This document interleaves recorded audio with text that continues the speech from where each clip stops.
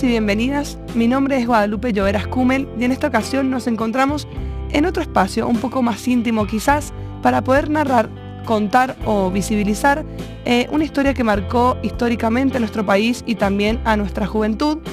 Hablamos de Cromañón, la masacre de Cromañón ocurrida el 30 de diciembre del año 2004. Para esto nos encontramos con Rebeca Varas, que es psicóloga y además es sanjuanina sobreviviente de la masacre de Cromañón. Bienvenida, Rebe, ¿cómo estás? Hola, Guada, muchas gracias por el espacio. Bien. Me alegro. Gracias por estar acá y por también animarte a charlar con nosotros. Habiendo pasado ya 20 años, casi 20 años de Cromañón, preguntarte antes que nada, para quienes nos escuchan del otro lado y quizás no vivieron esto porque son más jóvenes, quizás lo vivieron pero nunca tuvieron la posibilidad de poder contar la historia o escuchar la historia por parte de alguien que sea protagonista y que también sea sanjuanina. Preguntarte si nos puedes contar brevemente qué pasó esa noche y por qué te encontrabas en Buenos Aires, qué pasó la noche del 30 de diciembre. Bueno, yo era la primera vez que iba a Buenos Aires. Había ido de vacaciones a la casa de unos primos con mi abuela. Yo vivía en Barreal en ese momento. Así que bueno, fue como mi primera vez para visitar a mis primos, a mi familia. Y bueno, con uno de mis primos me invitó a ir a ver a Callejeros porque era una banda que a mí me gustaba. Y sobre todo porque nunca había ido a un recital. Era mi primera vez también en eso. Y la verdad que como un adolescente de 15 años me encantó la idea, me encantó el plan. Y bueno, tampoco lo conocía a él. Era la primera vez que nos veíamos y fuimos juntos a Cromañón ese 30. Bueno, eso así fue, digamos, mi llegada a Buenos Aires. Quisimos comprar las entradas, finalmente no las pudimos comprar ese día y bueno, hubo como una segunda vuelta hasta que lo conseguimos. Teníamos como mucho deseo de ir al recital porque en realidad eran como una seguidilla de 3 recitales, presentaban distintos CDs, digamos, distintos discos. Y bueno, yo específicamente quería ir a esa noche que era la presentación de Rock and Roll Sin Destino, que era el que más me gustaba a mí. Así que bueno, fuimos con él ese día.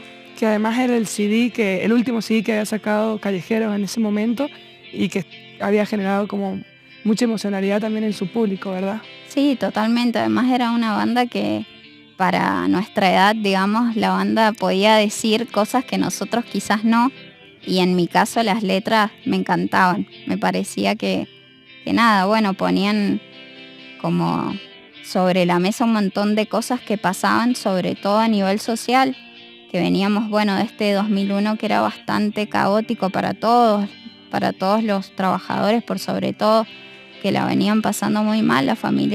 Todas las familias nuestras estaban como en crisis y bueno, la banda podía de alguna manera poner en palabras cosas que quizás nosotros no, y como adolescentes identificados al 100, ¿no? Con eso. Entonces, de alguna forma me parece que podían, que ellos sí podían decir todo eso que uno quizás también con esa edad no encontraba las palabras ni tenía como tener una amplitud de las cosas con tanta claridad quizás. Y también digo, en la adolescencia son momentos donde uno por ahí exagera las pasiones o las siente con mayor profundidad, o digo, esa emoción de poder ir al recital, de que sea tu primer recital, de querer conseguir esa entrada, también me imagino que era imposible no ir, digamos, tenían como muchas ganas de ir. Sí, sobre todo para mí, viviendo en Barreal y teniendo esta oportunidad de estar en Buenos Aires, ir a un lugar como lo que representaba, ¿no? Cromañón, porque no era cualquier lugar, era el lugar. ¿Ya lo conocías previamente en el mundo del rock? O sea, sí lo había escuchado igual que Cemento, pero no lo conocía físicamente, digamos, porque fue la primera vez. Pero sí, y mi primo también como que me ponía en onda de todo. Y la verdad que me encantó la idea, me encantó el plan y por eso fuimos. ¿Y llegaron temprano? ¿Pudieron ver la banda soporte que era Ojos Locos? Sí. ¿Conocías la banda soporte? No la conocía. Sí llegamos antes, entonces como que nos ubicamos muy cerca del escenario, sobre todo también por mi estatura, como para poder visibilizar mejor la banda. Y fue por eso que estuvimos como bastante cerca del escenario y Sí nos costó, no puedo decir en tiempo real cuánto fue salir, pero estuvimos mucho tiempo adentro. De hecho, pensamos en varios momentos como que no íbamos a poder salir. Lo que sí es que mi primo sí había ido varias veces a Cromañón, entonces él ya tenía como más ubicada la salida del lugar. Así que yo creo que eso fue en gran parte lo que nos permitió salir, que él conocía el lugar. En algunos posteos que vi, Rebe, sobre este hecho, leí que vos habías perdido la conciencia en ese momento. ¿Tenés algún recuerdo de que la banda comienza a tocar? ¿Recordás cuando la banda comienza a tocar?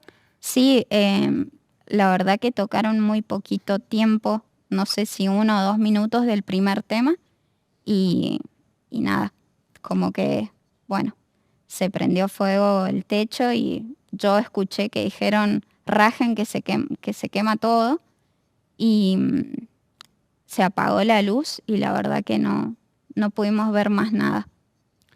Así que bueno, fue eso y fueron 2 segundos, pero la verdad que no pudieron desarrollar como nada, ni el primer tema que se prendió fuego todo y realmente más que el fuego, en realidad yo creo que lo que entorpeció todo aún más fue el humo, porque era como un humo bastante denso, bastante ácido, por decirte, que no permitía ver nada.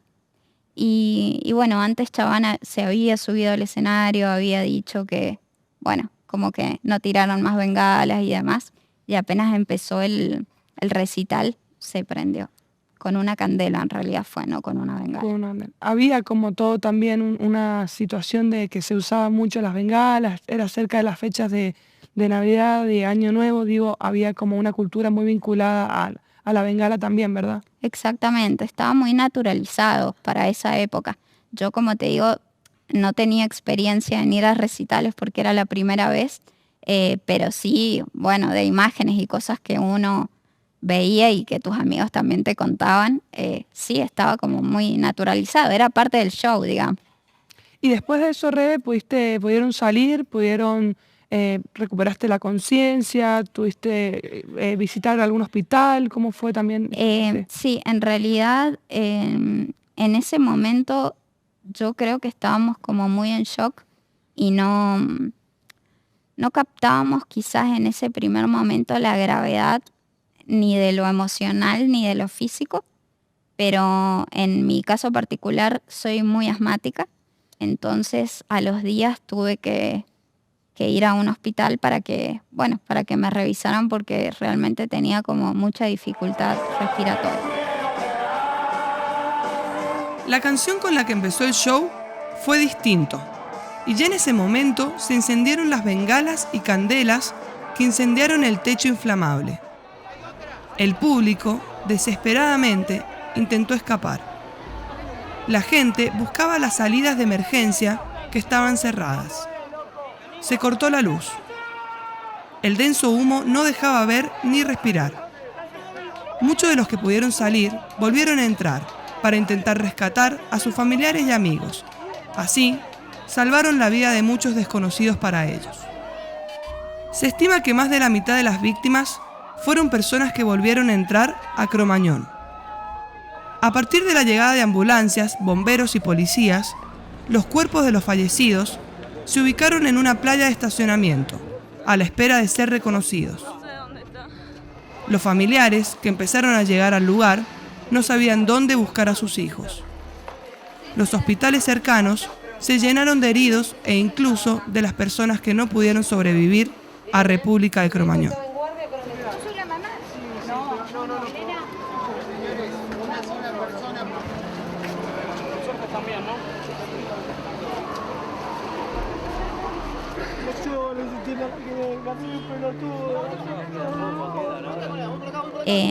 Y sí me acuerdo, bueno, cosas de ir al hospital, por ejemplo, y cómo ver que el Estado no estaba preparado, además de que estuvo ausente esa noche totalmente. Sobre todo, bueno, que el lugar no podía estar habilitado y sí lo estaba, ¿no?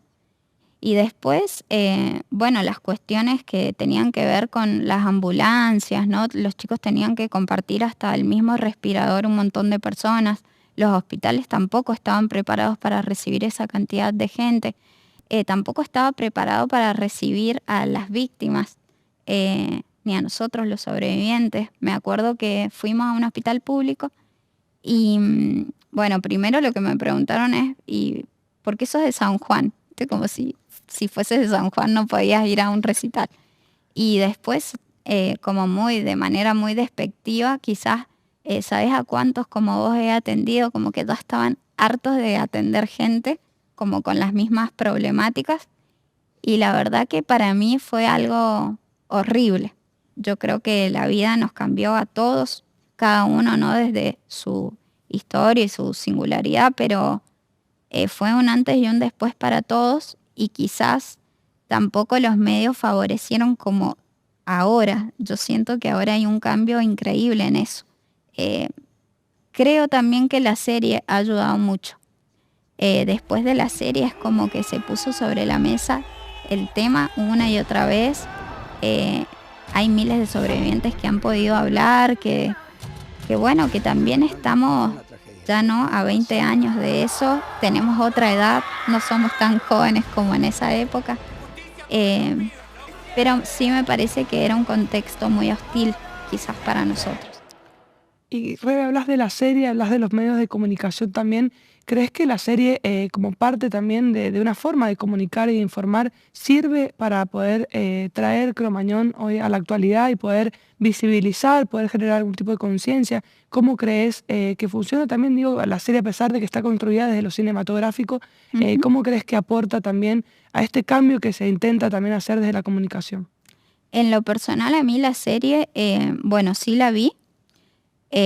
Hay partes que un poco me la salteé, digamos, pero me pareció que está muy bien hecha. También pude como empezar a rastrear un poco sobre los actores. Me parece que en las entrevistas que han dado han sido como muy respetuosos, muy comprometidos con el tema. Han tomado también como palabras e historias de los sobrevivientes, que eso me pareció fundamental. Y me parece que refleja, más allá de que es una ficción, muy bien todo lo que pasó, sobre todo el antes y el después de los sobrevivientes, de los familiares y de la sociedad también en general.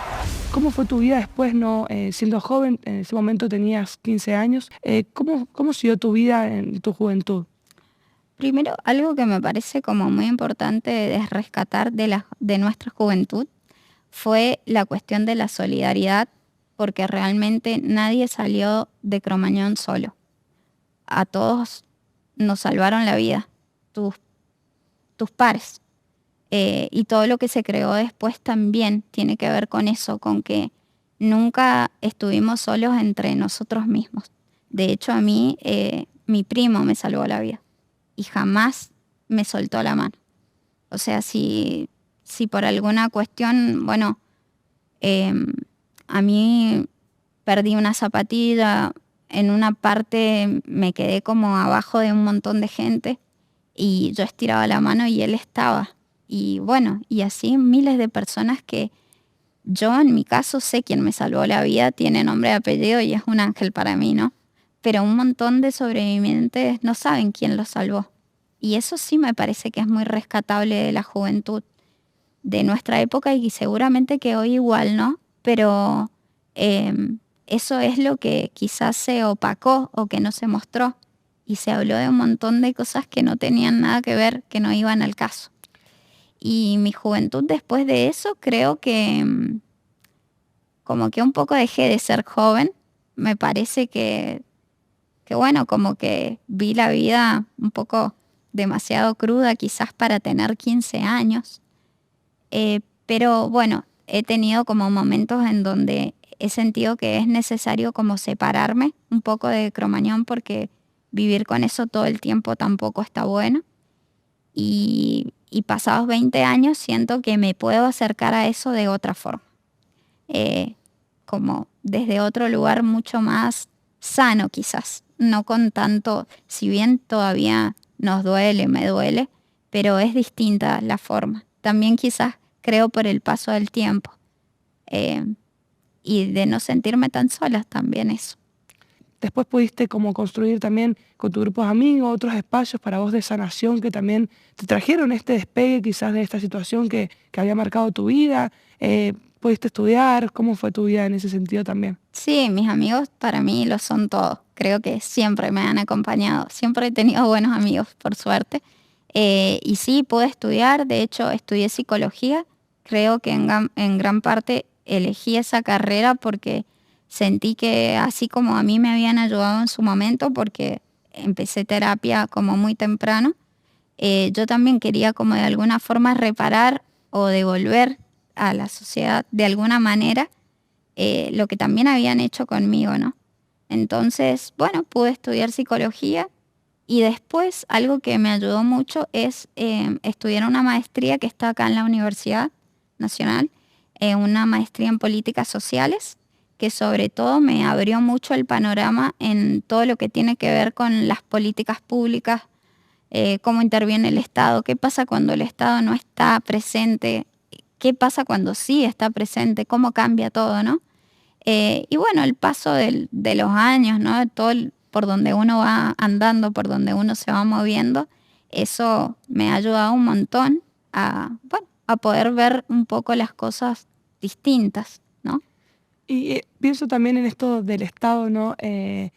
Por ahí cuando sucede algo que es colectivo, que nos sucede a todos, y en un país en donde nos encontramos muchas veces en situaciones colectivas, porque creo que somos un país el que, no sé, va a la cancha y somos un montón, que va a un recital, que somos un país muy colectivo, que siempre nos hemos tendido una mano. Cuando sucede algo colectivo, creo que es el Estado el único que puede reparar alguna situación, ¿no? Porque en ese momento quizás escuchaba a algunos sobrevivientes, después en entrevistas también, que comentaban que en ese momento nadie te pregunta si vos tenés una obra social, si vos Totalmente. somos todos iguales, no existen las clases sociales, no existe, qué importancia cobra el Estado también en ese sentido, durante la situación, en el después también. Pienso también en la salud mental, ¿no? En este sentido de si hubo algún tipo de vinculación de parte del Estado hacia los sobrevivientes como desde la salud mental, o vos te acercaste a hacer terapia porque tu familia te dijo, porque nació en vos también, ¿cómo fue eso? Bueno, un poco sí. En Barreal, digamos, fui a una institución pública, ¿no? Primero comenzó ahí, porque bueno, sí, claramente mi familia, mis amigos y yo sentí que un poco perdí el interés por cuestiones que en ese momento me gustaban mucho. Entonces, bueno, empecé ahí y después cuando empecé a estudiar psicología también seguí ya con una línea de la psicología que a mí me gusta, que es el psicoanálisis, y poder analizarse, ¿no? También, bueno, es un privilegio. Eh, pero bueno, eso sí, de manera particular. Sé que muchos sobrevivientes en Buenos Aires hay un centro que ellos mismos gestionaron y que atiende a las víctimas. Rebe, y estas cosas que decís que perdiste el interés, primero preguntarte cuáles eran y segundo, si pudiste después buscar, encontrar el interés nuevamente en ellas a partir de la carrera, del psicoanálisis. Sí, en realidad yo en esa época era como bastante botona, por decirlo. Y me gustaba mucho correr, bueno, juntarme con mis amigos. eh, y después de Cromañón es como que sí sentí como la necesidad de aislarme un poco. Y la escuela ya no era interesante para mí. Juntarme con mis amigos sí, pero tenía como bastantes efectos de esa noche. Habían cosas que me daban miedo, quizás que antes no les había prestado atención, si iba a un lugar, bueno, hasta el día de hoy, ¿no? Estoy mirando por dónde puedo salir si llega a pasar algo, ¿no? Cosas que antes no las tenías para nada en mente. Y cuántos de nosotros también muchas veces, todos hemos sido adolescentes y no tenemos en cuenta a veces la adolescencia parte un poco de quizás no tener la conciencia total o plena de todo. eh, Totalmente. entonces, Sí, y de sentirte que nunca te va a pasar nada cuando sos adolescente, tenés como un sentimiento de omnipotencia terrible y bueno, quizás a nosotros no, quizás no, nos pasó en Cromañón que la vida nos mostró que no, que realmente y lamentable, pero que en un recital te podés morir. Y eso no nos debería haber pasado con esa edad. Tal cual. ¿Y pudiste ir después de nuevo a recitales? ¿Te siguió gustando la música, la banda también? Preguntarte si pudiste volver a escucharla. Sí, sí, sí. Sí, Callejero me encanta hasta el día de hoy y sí, pude ir a verlos a algunas provincias, a veces acompañada por amigos, otras veces por mi papá. Sí, hubo un tiempo que no los escuché, pero después retomé. Así que, pero siempre, siempre la banda ha estado conmigo, digamos. Siempre me ha gustado. Y los recitales de más también. ¿Y pudiste lograr volver a ir? Sí, sí, totalmente, eso sí. Preguntarte, Rebe, también sobre en esto de la serie, ¿te sentiste identificada en algún momento con los personajes, con los protagonistas? ¿Qué cosas sentís que de las que representaban quizás? Porque habían varias cuestiones muy interesantes por ahí. La protagonista es una chica que es mujer, que eso también lo destacan como algo positivo. Ujú. Que bueno, que tiene sueños, aspiraciones. También hay chicas que trabajan, que hacen deporte. ¿Te sentiste identificada con algún personaje? Sí, sí, muchísimo. Y sobre todo esta cuestión de, bueno, cuando ellos dan como testimonio en el juicio, que dicen esto mismo, que nadie se salvó solo esa noche. Alguien nos sacó, todos nos ayudamos entre nosotros. Entonces esa parte me pareció lo más destacable de la serie. Y también, bueno, esto de marcar el antes y el después, nadie fue el mismo después de esa noche. Creo que cada uno lo ha puesto en el lugar, ¿no?, que ha podido, pero a todos realmente nos cambió la vida.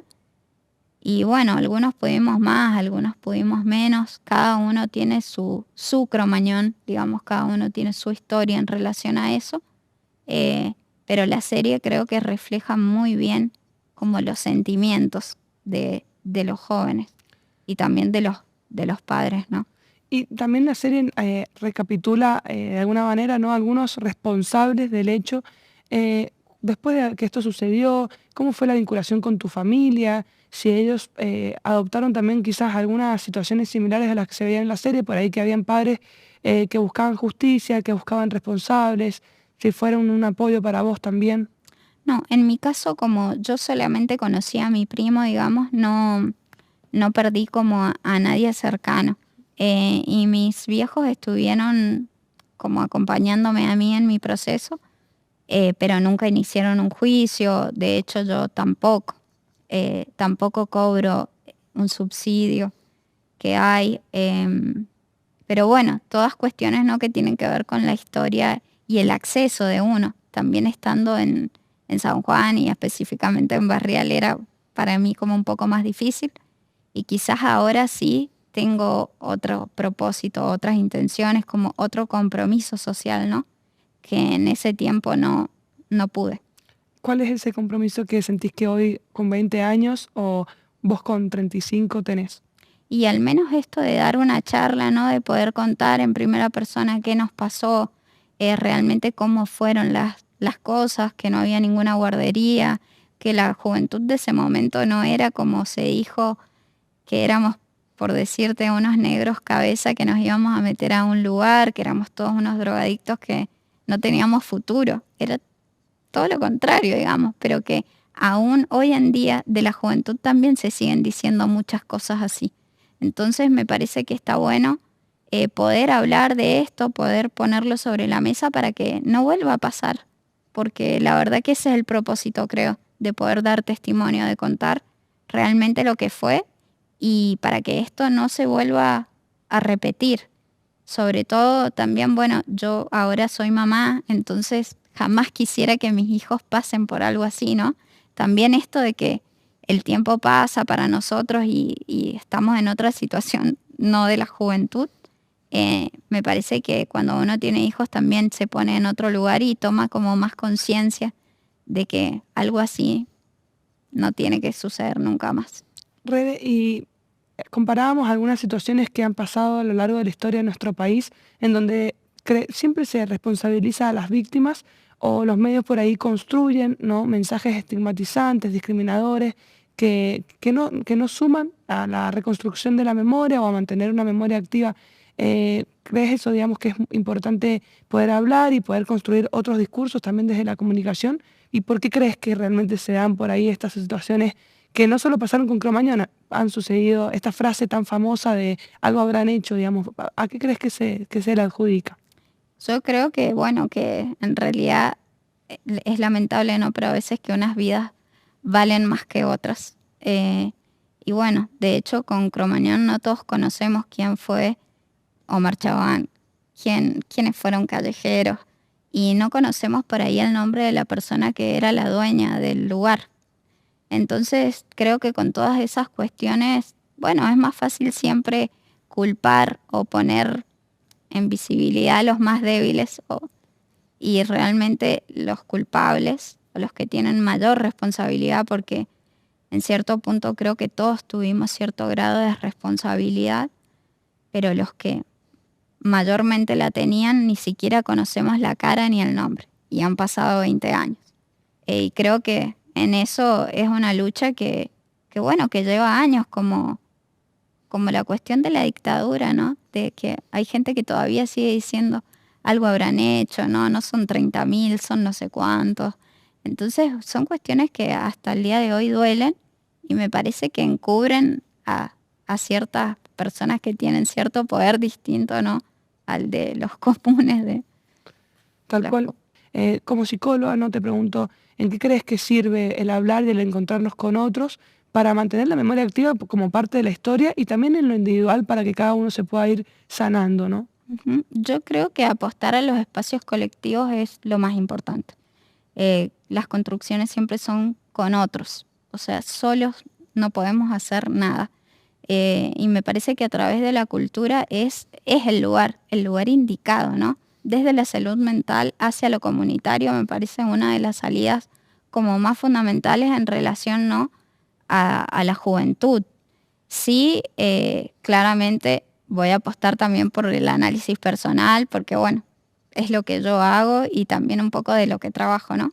Eh, pero creo que hay que apostar todo ahí, que realmente de ahí salen grandes cosas, que no son espacios que se deban abandonar ni poner en tela de juicio, como el cine, por ejemplo.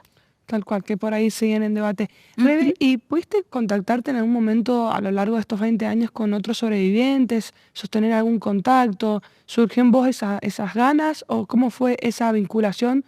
¿Vos volviste rápidamente a Barreal después de eso? Sí, después del recital volví a mi vida en Barrial y sí, no hace tanto tiempo eh, tenía la necesidad, ¿no? De poder hablar con personas a las que les pasó lo mismo que a mí.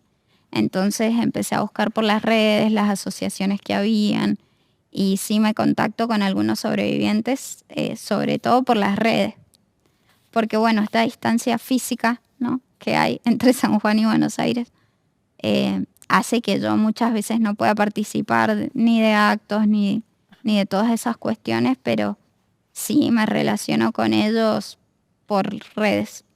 ¿Y pudiste volver a visitar el lugar? ¿Has ido a Cromañón de nuevo? ¿Cómo fue también eso para vos? A pesar de que por ahí no has podido ir quizás a los eventos que se hacen los 30 Ujú. de diciembre. Sí, he ido 2 veces y también tenía la necesidad como, bueno, de ir a cerrar algo. eh, y no hace tanto también que fui. Bueno, sentía que lo necesitaba. Así que Y ahora hace poquito tiempo, hace muy poquito tiempo, se aprobó una ley, creo que tiene que ver con la reparación, ¿no? De alguna forma económica para los sobrevivientes. Eh, ¿Cuál es tu vinculación con esto? ¿Tenés algún tipo de interés? ¿Has podido averiguar si vos también podés formar parte de eso? sí, es una reparación que no solamente es lo económico, también lo emocional, ¿no? Y lo que se pretende es que sea vitalicio, que ya se aprobó, pero hay un par de cuestiones para poder acceder a cobrar ese subsidio, porque el padrón estaba cerrado. Y no sé cuántos sobrevivientes contempla, pero es muy poquito, creo que 1.000 y algo, y somos muchísimos.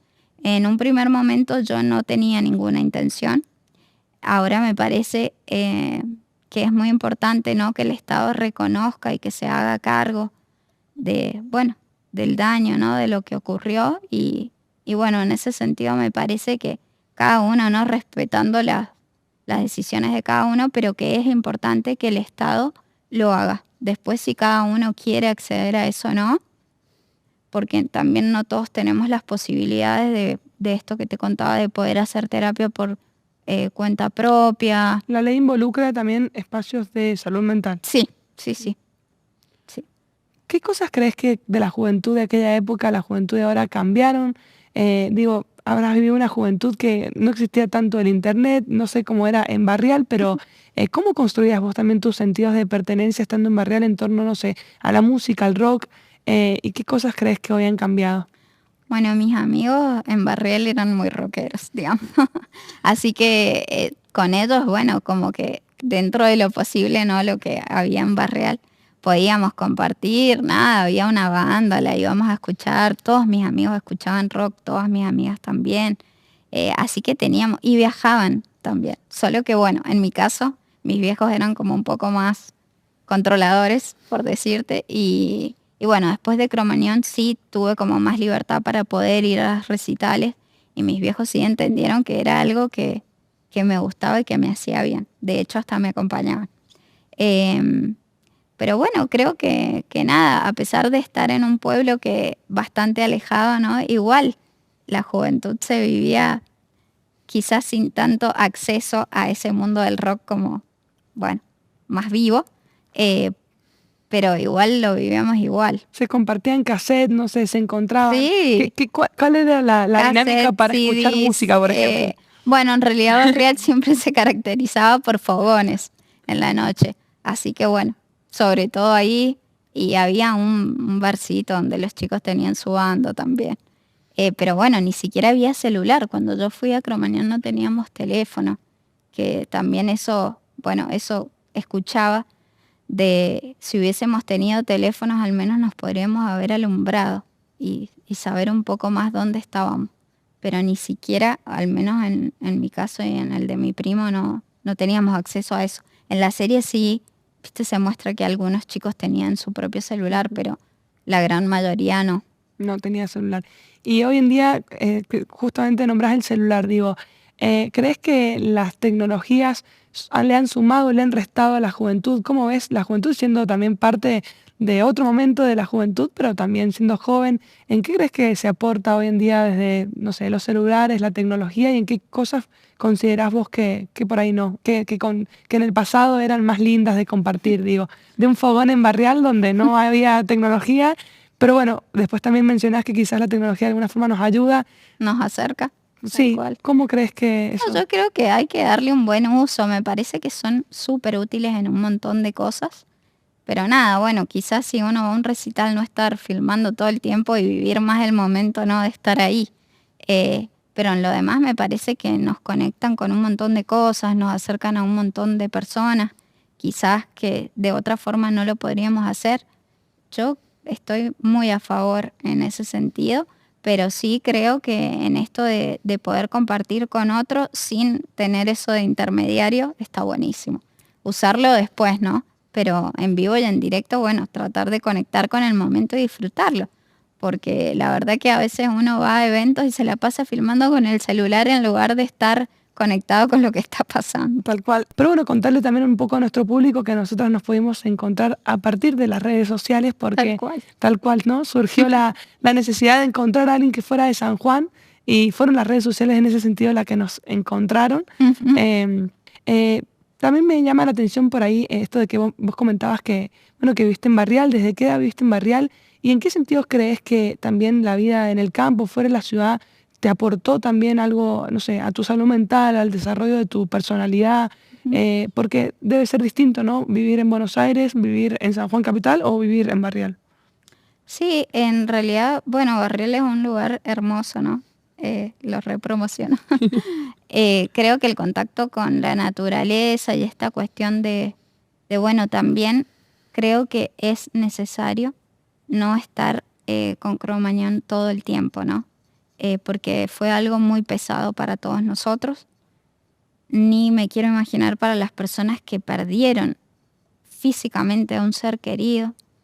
Entonces, al menos para mí vivir ahí me permitía tener como cierta distancia que a veces, bueno, era un poco imposible, ¿no? Porque estaba el tema todo el tiempo en la televisión, en la radio, tus amigos te preguntaban, tu familia te preguntaba. Pero bueno, quizás en mi caso esa distancia física muchas veces me protegió también. Rebe, y a 20 años de Cromañón, ¿qué cosas te gustaría como sacarte de la mochila y qué cosas te dejarías a pesar de que la noche no fue como lo esperabas? Pero supongo que hubieron algunas cosas que, nada, que no te querés sacar de vos, algunas sí, algunas no. Preguntarte eso, ¿qué cosas querés dejar de fuera de tu mochila y cuáles consideras que preferís llevarlas con vos que te identifican? Creo que esta cuestión de, ¿no?, de ese sentimiento de culpa que todos un poco compartimos de, bueno, ¿por qué unos salimos con vida y otros no? Creo que eso un poco es compartido, colectivo por casi todos y que con el tiempo, bueno, uno ha podido poner eso en otro lugar. Pero sí me parece importante de esa noche y lo que aprendimos es que, bueno, que nadie se salva solo, que lo colectivo es como todo, básicamente, y que bueno, hay que disfrutar la vida realmente y cuidarla, porque en un segundo a uno se le puede ir.